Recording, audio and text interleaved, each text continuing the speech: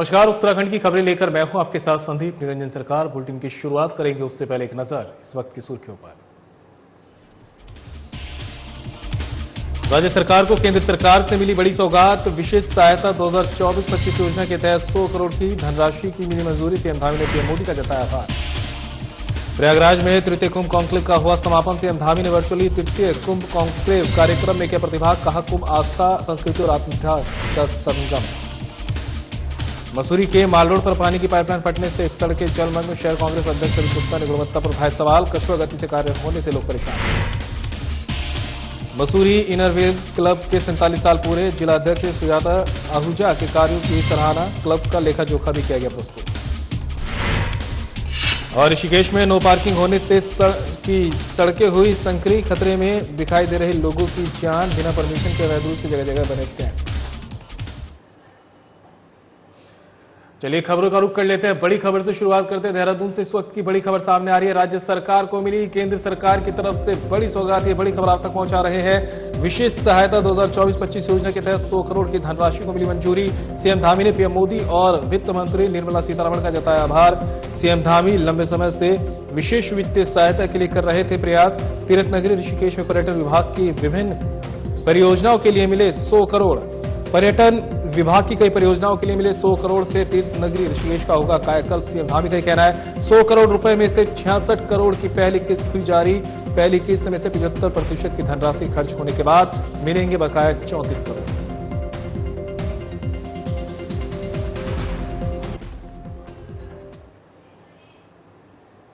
तो वहीं माल रोड में पानी की पाइपलाइन फटने से सड़कें जलमग्न हो गई, जिससे पर्यटकों के साथ साथ स्कूली छात्र छात्राओं को भी परेशानी का सामना करना पड़ा।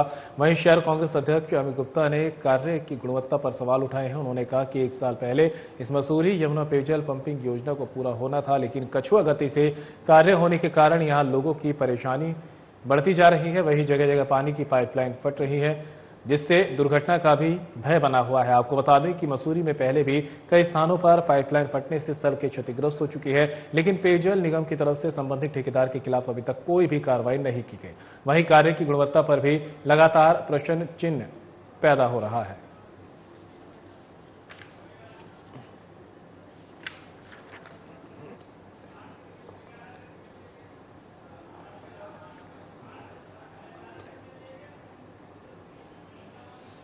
और देहरादून से इस बीच बड़ी खबर सामने आ रही है। तृतीय कुंभ कॉन्क्लेव का समापन हुआ है। बड़ी खबर आप तक पहुंचा रहे हैं। तृतीय कुंभ कॉन्क्लेव का प्रयागराज में हुआ समापन। सीएम धामी ने वर्चुअल माध्यम से तृतीय कुंभ कॉन्क्लेव कार्यक्रम में किया प्रतिभाग।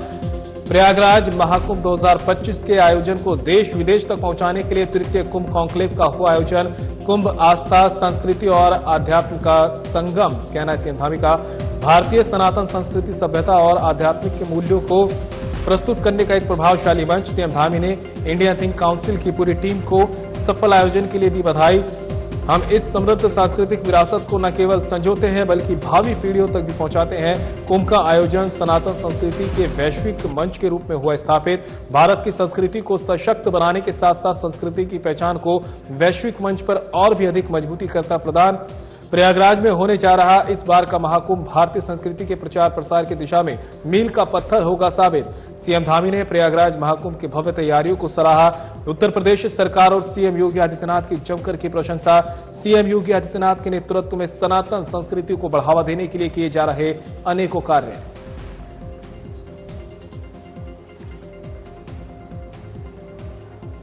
होने वाला एक धार्मिक स्नान या पाप केवल एक पाप मुक्ति का अवसर मात्र नहीं है, बल्कि एक ऐसी सनातन परंपरा है जो व्यक्ति को आत्मिक, वैचारिक और मानसिक शुद्धि प्रदान करती है।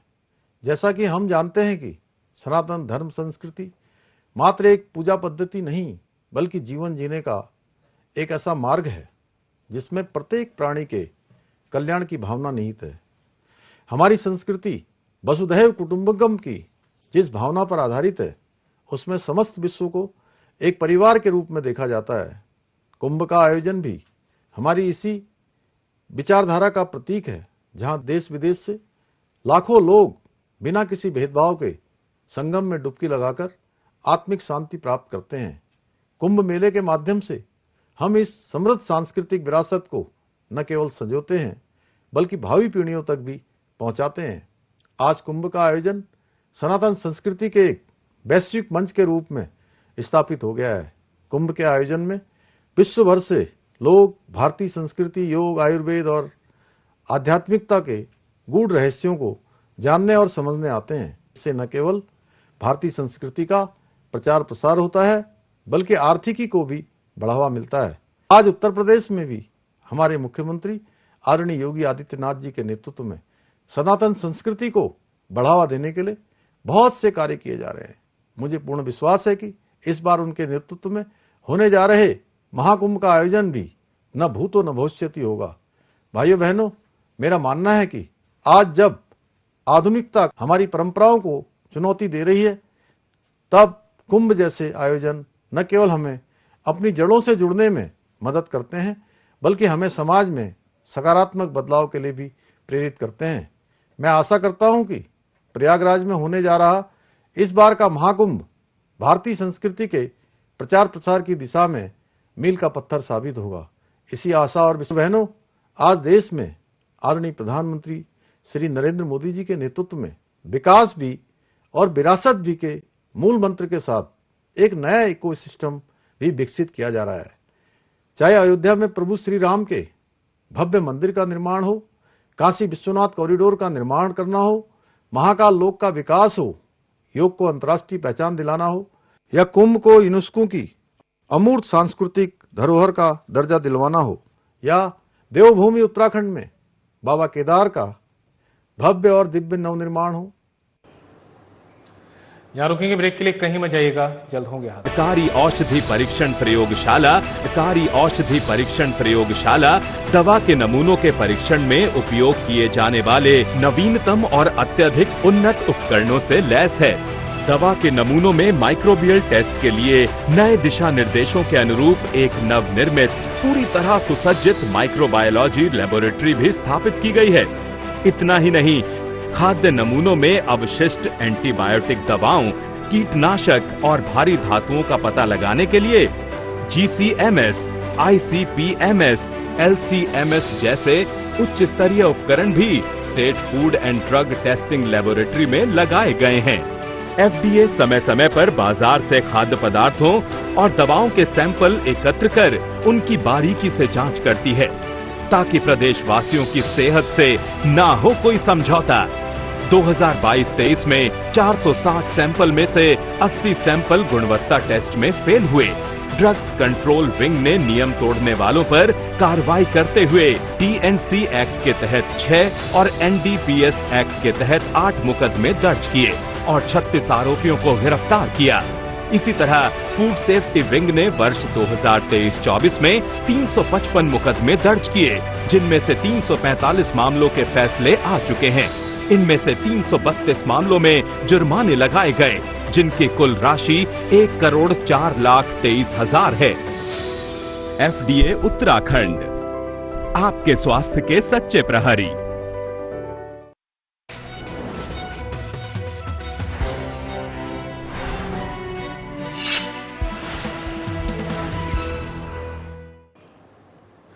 ब्रेक के बाद आप सभी का एक बार फिर से स्वागत है। खबरों में आगे बढ़ते हैं। मसूरी इनरव्हील क्लब के 47 वर्ष पूरे होने के अवसर पर जिला अध्यक्ष सुजाता आहूजा के किए गए कार्यों की सराहना हुई।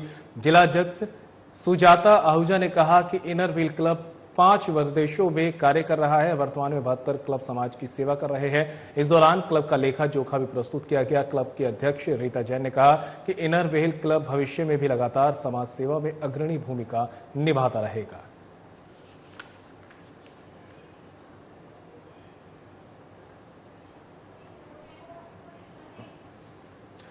और इस बीच ऋषिकेश से बड़ी खबर सामने आ रही है। आपको बता दें, अवैध निर्माण पर लगातार MDDA सख्त कार्रवाई कर रहा है और ये बड़ी खबर आप तक पहुंचा रहे हैं। आवासीय मंत्री और MDDA VC की फटकार के बाद अवैध निर्माणों पर MDDA की कार्रवाई हुई तेज। मंगलवार को अवैध निर्माण पर हुई 2 सीलिंग के बाद बुधवार को गंगा नगर गली नंबर 9 में अवैध निर्माण पर हुई बड़ी कार्रवाई। MDDA से आवासीय मानचित्र स्वीकृत कराकर किया जा रहा व्यावसायिक निर्माण। MDDA से हरजीत सिंह का 3 मंजिला आवासीय मानचित्र था स्वीकृत। हरजीत सिंह 5 मंजिला का कर रहा था व्यवसायिक निर्माण। हरजीत सिंह के अवैध निर्माण पर एमडीडीए ने की सीलिंग की कार्रवाई। अवर अभियंता मनवीर पवार, हितेंद्र शर्मा और सुपरवाइजर वीरेंद्र खंडूरी ने पुलिस टीम की उपस्थिति में अवैध निर्माणों को किया सील। 3 मंजिला आवासीय मानचित्र स्वीकृत कराकर 5 मंजिला व्यवसायिक निर्माण कराना एमडीडीए के नियमों के विरुद्ध। एमडीडीए के नियमों की धज्जियां उड़ने से आवासीय मंत्री क्रोधित। अवैध निर्माणों पर कार्रवाई के लगातार रहते हैं निर्देश। आवासीय मानचित्र स्वीकृत है तो करे आवासीय निर्माण। आवासीय निर्माण करने के लिए कराए व्यावसायिक मानचित्र स्वीकृत। आवासीय मानचित्र पर व्यावसायिक निर्माण कराना एमडीडीए के नियमों के विरुद्ध। अवैध निर्माणों पर लगातार कार्रवाई रहेगी जारी, कहना शशांक का।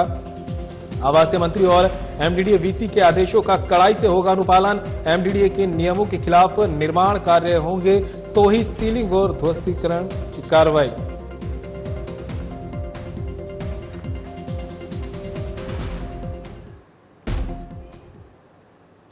शहर में संकरी सड़कें होने की वजह से कई बार सड़क हादसे हो चुके हैं। बावजूद इसके सड़क पर हो रही नो पार्किंग को नहीं रोका जा रहा, जिससे लोगों की जान खतरे में दिखाई दे रही है। शहर के अति व्यस्त रहने वाली हरिद्वार रोड पर सड़क किनारे नीलकंठ जाने वाले वाहनों की कतार दिन भर लगी रहती है। इसके अलावा बिना परमिशन के अवैध रूप से कई टेम्पो स्टैंड भी बन चुके हैं। कुछ इसी प्रकार का नजारा नटराज श्यामपुर बाईपास मार्ग का भी है, जहां हाईवे पर अवैध रूप से दर्जनों ट्रक सड़क किनारे खड़े हो रहे हैं। सड़क किनारे वाहन खड़े होने से सड़कों की चौड़ाई कम हो रही है, जिससे सड़क हादसे होने की संभावना बनी हुई है।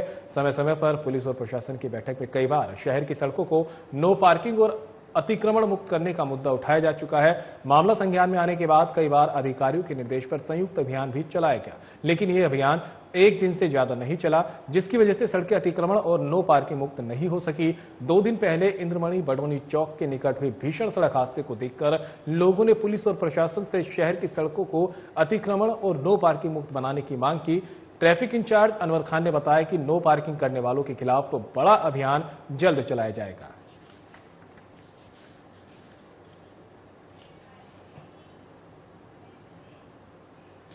तो वही विनोद कापड़ी की चर्चित फिल्म पायर ने Tallinn Black Nights International Film Festival में सर्वश्रेष्ठ ऑडियंस अवार्ड जीता। फिल्म में उत्तराखंड निवासी हीरा देवी ने एक बुजुर्ग महिला किसान और पद्म सिंह ने एक सेवानिवृत्त सैनिक की भूमिका निभाई है, जिनके बेरीनाग पहुंचने पर भव्य स्वागत किया गया है। वहीं बेरीनाग में व्यापार संघ की ओर से सम्मान समारोह का आयोजन किया गया। इस अवसर पर व्यापार संघ अध्यक्ष राजेश रावत ने कहा कि दोनों वृद्धों की तरफ से जो नायक और नायिका की अहम भूमिका निभाकर फिल्म को अवार्ड मिला है, वो पूरे क्षेत्र को गौरवान्वित करने वाला पल है। आपको बता दें, पायर पहाड़ों से पलायन और बुजुर्ग दंपत्ति के संघर्ष की मार्मिक कहानी है। ये फिल्म उत्तराखंड के मुंसियारी में रहने वाले एक बुजुर्ग जोड़े की सच्ची घटना से प्रेरित है। पायर फिल्म की शूटिंग बेरीनाग क्षेत्र में हुई। चाहिए, करते रहना चाहिए, एक ना एक दिन फल जरूर मिलेगा। उसी प्रकार जिस प्रकार विनोद जी ने, सुधीर राठौर जी ने हमको अग्रसित किया कि ये मार्ग नहीं छोड़ना है, हमने छोड़ा ही। मैं इसी स्कूल हाई स्कूल बेरीनाग में पहले कह चुका हूँ, क्योंकि मैं यहीं पढ़ा। 5 मील आना 5 मील जाना, वही तपस्या मेरे को आज ये पटल पर लाई। धन्यवाद। इसमें कोई गलत काम नहीं है, इसलिए मैं यहाँ तक पहुँची हूँ। यही मैं कहना चाहती हूँ कि यहाँ के लोग जागृत रहे। कोई अच्छा काम करता है, उनको रोकना नहीं चाहिए, टोकना नहीं चाहिए। अच्छा काम कर रहे हैं भाई। हम कहीं गांव के लोग कैसे हैं, हम इतना दुनिया पिछड़ा है हमारा गांव, लोग कितना आगे बढ़ गए। और यहाँ रुकेंगे ब्रेक के लिए, कहीं मत जाइएगा, जल्द होंगे हाजिर।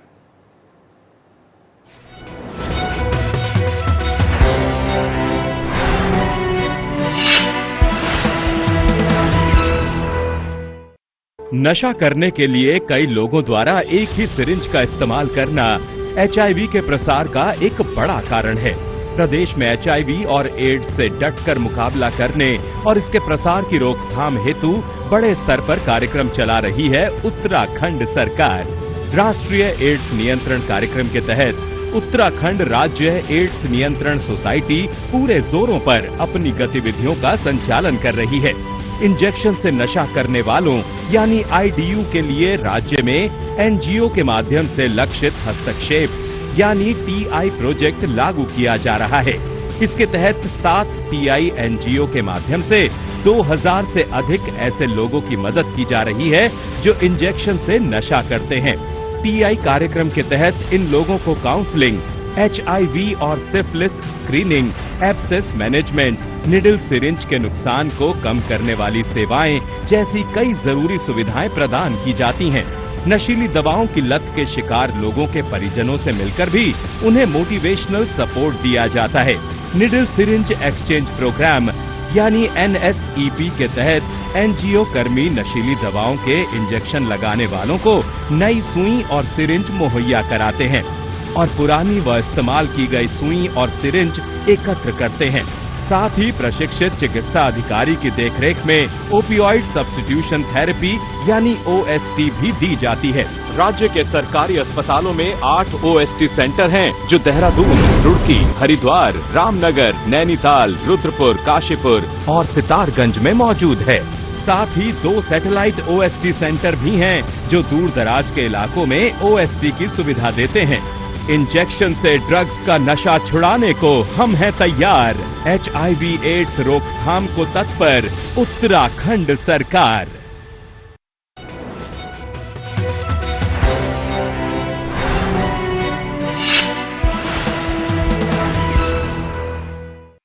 ब्रेक के बाद आप सभी का एक बार फिर से स्वागत है। खबरों में आगे बढ़ते हैं। शहर में लगातार हो रहे सड़क हादसों में जान जाने के बाद भी वाहन चालक वाहनों की गति पर नियंत्रण नहीं रख रहे हैं। इसका खुलासा सहायक संभागीय परिवहन विभाग की चेकिंग में हुआ है। दरअसल इंद्रमणि बड़वानी चौक के पास हुए दर्दनाक सड़क हादसे के बाद परिवहन विभाग एक्शन में है। घटना में 3 लोगों की जान जाने के बाद भी विभाग ने ये सबक लिया है। यही वजह है कि सहायक संभागीय परिवहन विभाग की टीम जगह जगह चेकिंग अभियान चलाती हुई दिखाई दे रही है।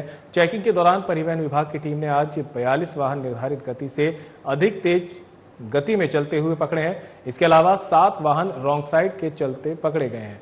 ARTO प्रवर्तन मोहित कोठारी ने बताया कि ट्रैफिक नियमों के उल्लंघन करने पर कुल 130 वाहन पकड़े गए हैं। इन सभी वाहनों के खिलाफ कार्रवाई करते हुए 2.5 लाख रुपए का जुर्माना लगाया गया। ये चेकिंग कोयल घाटी Haridwar road, Haridwar Dehradun national highway, Rishikesh Dehradun मार्ग पर की गई है। उन्होंने बताया कि वाहनों की तेज रफ्तार को काबू करने के प्रयास परिवहन विभाग की टीम कर रही है।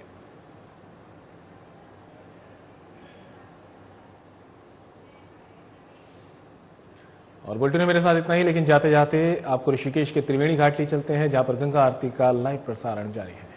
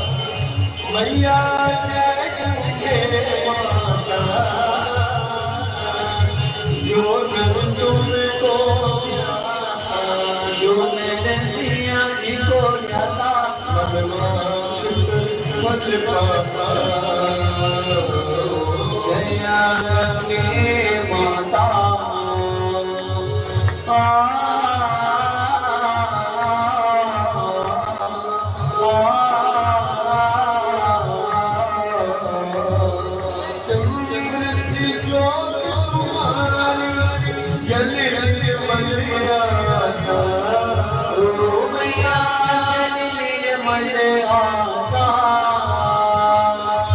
शरण पड़े शरण पड़े जो तेरी तो तर जाया जय गंगे माता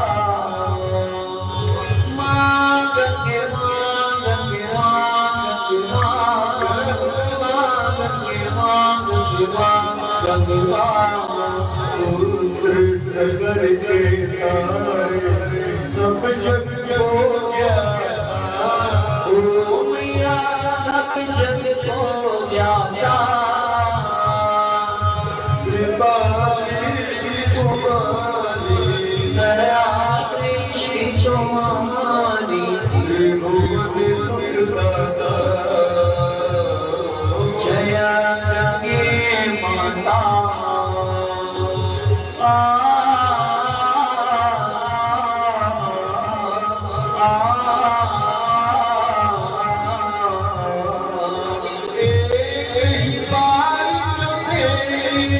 शरणागतिया ओ मैया शरणागत लाता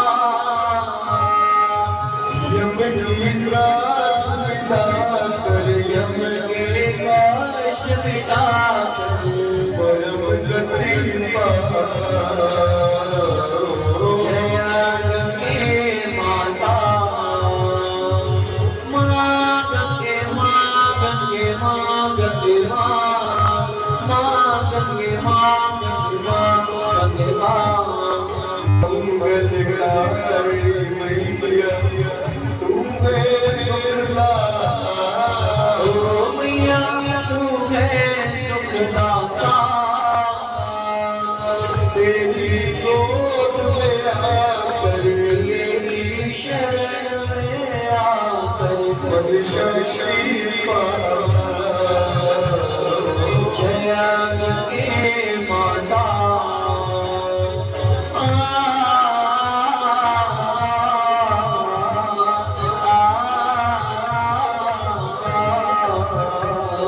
ब्रह्म स्वरूप मैया जो तुमको ध्याता ओ मैया जो तुमको ध्याता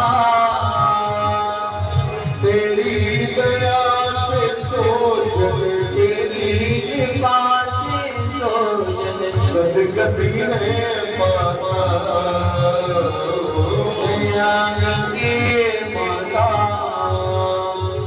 माँ गंगे माँ गंगे माँ गंगे माँ गंगे माँ गंगे माँ गंगे माँ आरती माँ तुम्हारी जो जब जिंदगा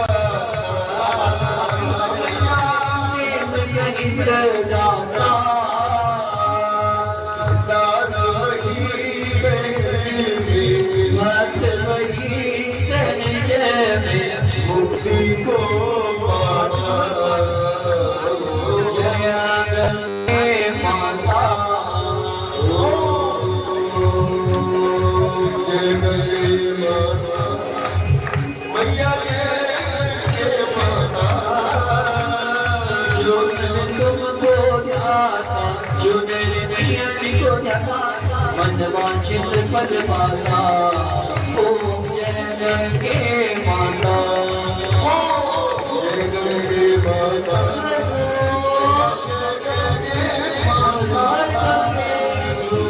तुमको जाता जो मेरे मैया जी को जाता मन वांछित फल पाता ओम जय गंगे माता ओम जय गंगे माता ओम जय गंगे माता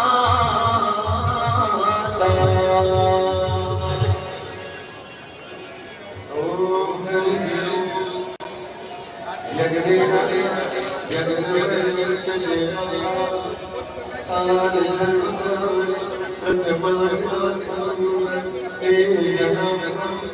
महिमा यत्र पूर्वे संति देवा ओम राजाधिराज प्रसंगिसायिने नमो वयम्ये श्रवणाय समेते कामेश्वरो श्रवणोदना कुबेराय श्रवणाय महाराजाय नमः।